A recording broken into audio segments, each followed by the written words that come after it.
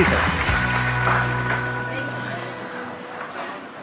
तो इस सेशन को मैं शुरू करता हूं। एक बहुत इंपॉर्टेंट एक बात जो हमको समझनी होगी इस सेशन को आगे बढ़ाने से पहले, हमारा जो भी एजुकेशन सिस्टम है या जो भी बचपन से आज तक हमारी कंडीशनिंग हुई है, वो पूरा फोकस सिर्फ एक ही चीज के ऊपर है, वो है कि पैसा कमाओ। सब एग्री करते हैं इस बात से? तो पैसा कमाने पे तो सबका फोकस है, लेकिन कुछ ऐसा है जो इससे बहुत इंपॉर्टेंट है, उस पर किसी का फोकस नहीं है। पैसा कमाने से भी ज्यादा जो इंपॉर्टेंट है वो है कि आपने कितना पैसा बचाया। इंपॉर्टेंट है या नहीं है लॉन्ग टर्म में? सपोजिंगली आपने 50,000 रुपए महीने का कमा तो लिया, लेकिन आपके खर्चे हैं 55,000 रुपए के, क्या करोगे? तो कितना आपने कमाया उससे ज्यादा इंपॉर्टेंट है आपने कितना बचाया। कितना बचाया इससे भी ज्यादा इंपॉर्टेंट है कि जो बचाया उसको किस तरीके से इन्वेस्ट किया। ये कितने लोग समझ पा रहे हैं इस बात को? बट ये हमको कहीं नहीं सिखाया जाता है। स्कूल्स में, कॉलेजेस में, घर पे भी इसकी इतनी बात नहीं होती है कि पैसे को इन्वेस्ट कैसे करना है, स्मार्टली कैसे इन्वेस्ट करना है। क्योंकि अगर आपको स्मार्टली इन्वेस्ट करना आता है और आप मान लो महीने का, मैं बहुत बड़ी बात नहीं करता, 2-3 हज़ार रुपए भी इन्वेस्ट करते रहते हो अभी से, इस एज ग्रुप से, which is around 25 years 30 years, तो आने वाले 20 साल बाद, 30 साल बाद पता है आपके अकाउंट में कितना पैसा हो सकता है अगर स्मार्टली इन्वेस्ट करते हो तो? करोड़ों रुपए हो सकते हैं। तो this topic today is extremely important, चाहे आप मेल हो चाहे फीमेल हो। और जरूरी नहीं है ये उन्हीं लोगों के लिए है जिनकी एज ग्रुप 25 साल है, 30 साल है, 35 साल है, क्योंकि इन बातों को सीखना एक्चुअल में जरूरी है at as young of age as possible. यानी अगर आपकी एज 18-19 साल, 20 साल भी है, जो लोग कैमरे पे देख रहे हैं उनको मैं बोलता हूँ, जो वीडियो में देख रहे हैं, कि अगर आपकी एज 18-19 साल है, 20 साल है, तब भी आपके लिए सेशन बहुत इंपॉर्टेंट है, इनफैक्ट ज्यादा इंपॉर्टेंट है। और मेरे को आइडिया कहाँ से आया ये सेशन करने का? मेरे एक फ्रेंड है, मेरी वैसे उनसे बातचीत हो रही, उन्होंने मेरे से पूछा कि यार मेरे पास में कुछ फंड पड़ा हुआ है, मुझे क्या करना चाहिए, उसको कहाँ इन्वेस्ट करना चाहिए, कुछ आइडियाज हैं आपके पास? नहीं, उन्होंने मुझसे पूछा आप क्यों बीच में टांग अड़ा रहे हो, सीधा ही म्यूचुअल फंड है। तो उन्होंने मेरे से पूछा, तो मैंने ये नहीं कहा जो इन्होंने कहा, मैंने सबसे पहले उनसे ये पूछा, मैंने कहा आपने क्या किया हुआ इस पैसे का और कितना पैसा आपने जोड़ा हुआ है? उन्होंने बताया मेरे अकाउंट में अराउंड 4-5 लाख रुपए पड़ा हुआ है। मैंने कहा अकाउंट में मतलब? कहते सेविंग्स अकाउंट में। And it's a huge blunder. और आप में से भी बहुत सारे लोगों के अकाउंट में पैसा पड़ा होगा। कितने ऐसे हैं यहां पर? सेविंग अकाउंट में इंटरेस्ट कितना है पता है? 3%, 3.5%। इन्फ्लेशन कितनी है? इन्फ्लेशन पता है ना हम सबको क्या है? मान लो आज हम पेट्रोल खरीदते हैं, कितने का है पेट्रोल? कितने रुपए लीटर है? 73। ये आज से 20 साल पहले कितने का था? 20-25 रुपए का। तो 25 रुपए से बढ़ करके आज कहां हो गया है? 73 पे पहुंच गया। तो ऑलमोस्ट 3 गुना बढ़ गया है। तो अगर वो पैसा आपके सेविंग अकाउंट में पड़ा होता तो क्या वो 3 गुना बढ़ जाता? तो आप लॉस में हो। समझ गए? इन्फ्लेशन का जो रेट है अप्रोक्सीमेटली आप कह सकते हो 6% के आसपास मान लेते हैं, वो वेरी करता रहता है। बट अगर 6% इन्फ्लेशन है और 3% आप अर्न कर रहे हो उस पैसे पे, तो आप कमा नहीं रहे हो, आप गंवा रहे हो, क्योंकि उस पैसे की वैल्यू कम होती चली जा रही है और आप खुश हो रहे हो कि मैं पैसा जोड़ रहा हूं। आप जोड़ नहीं रहे हो, आप बेवकूफी कर रहे हो। तो इस तरह की कुछ चीजें हैं जो हमको सीखनी बहुत जरूरी है। और जैसे मैंने उनको ये बात बोली तो it was a surprise for him. मैंने कहा ये पैसा सेविंग्स में क्यों पड़ा है, इसकी एफडी क्यों नहीं कराई? क्योंकि एफडी में एटलीस्ट 7% इंटरेस्ट है। कहता मैंने कभी सोचा ही नहीं ऐसे, मेरे को किसी ने बताया ही नहीं इसके बारे में, कभी सिखाया ही नहीं। और ये कोई छोटी प्रॉब्लम नहीं, बहुत बड़ी प्रॉब्लम है।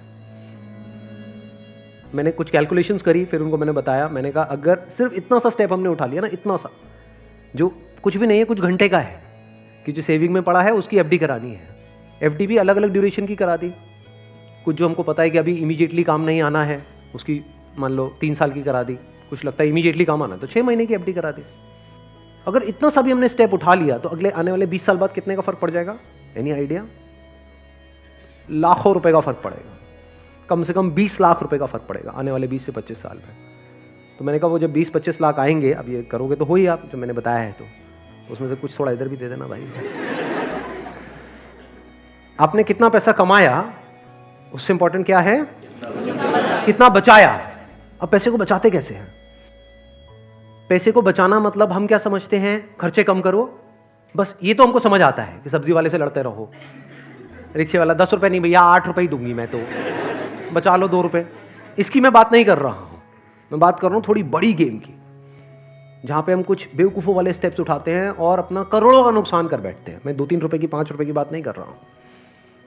जो आज देखने में हजारों लग रहे हैं वो आने वाले टाइम की करोड़ों है। याद रखना मेरी इस बात को। हजारों लाखों बन जाते हैं कुछ साल बाद और लाखों करोड़ों बन जाते हैं कुछ साल बाद, अगर हमने स्मार्टली इन्वेस्ट किया तो। अब बताता हूं आपको एक बहुत बड़ी गलती जो हम सब कर रहे हैं।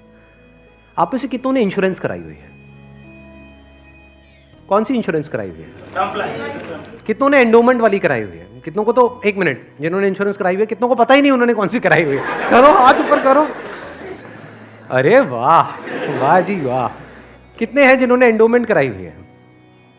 एंडोमेंट पता है क्या होती है?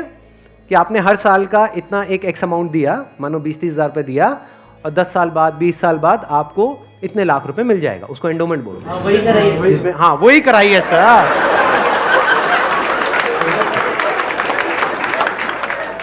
क्या सर एंडोमेंट पेंडोमेंट बोलते? सीधी बात करो ना।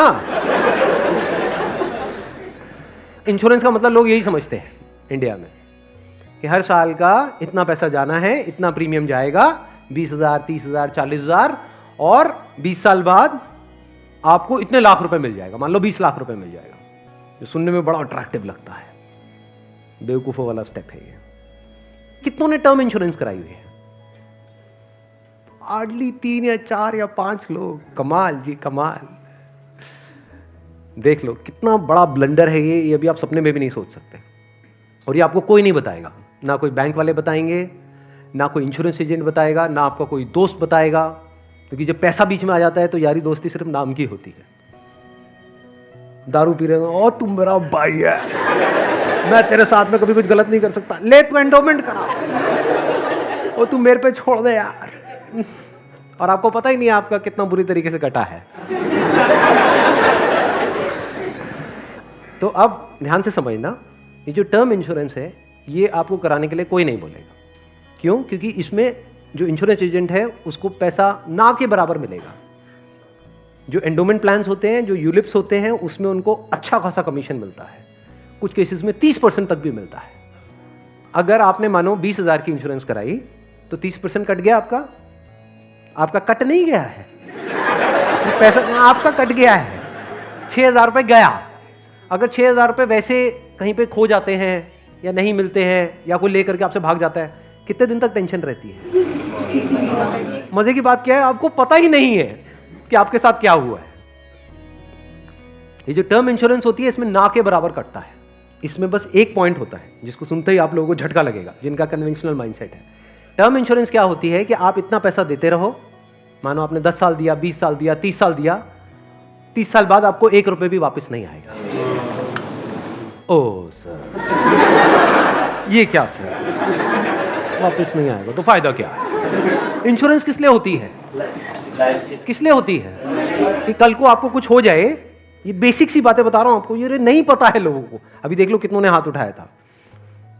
बेसिक सी बात समझो, इंश्योरेंस का जो मतलब होता है वो होता है कि अगर आपको कुछ हो गया तो आपकी फैमिली को इतना पैसा मिल जाए कि उनको टेंशन ना हो। मान लो आप अर्निंग मेंबर हो फैमिली में, आप महीने का मान लो 30,000 कमा रहे हो, 40,000 कमा रहे हो, तो इंश्योरेंस का मतलब क्या है कि अगर आपको कुछ हो जाए तो आपकी फैमिली को इतना पैसा मिलना चाहिए कि उनके पास 40-50 हज़ार रुपये आता रहे। ये जो पॉलिसीज होती हैं, एंडोमेंट, यूलिप और ये सब जितनी भी होती हैं, इसमें कवर बहुत कम होता है।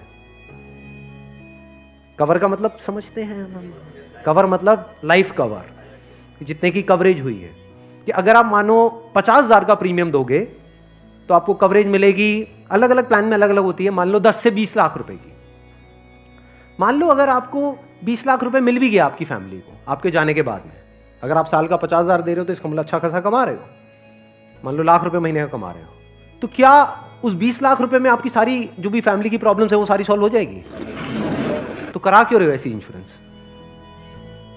बस लालच, कितने साल बाद इतना पैसा मिलेगा?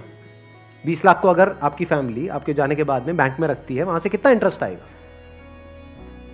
मान लो 7% भी आ जाता है। 7% कितना होता है? 1,40,000, 20 लाख पे महीने का कितना हुआ? 12,000 रुपए महीना।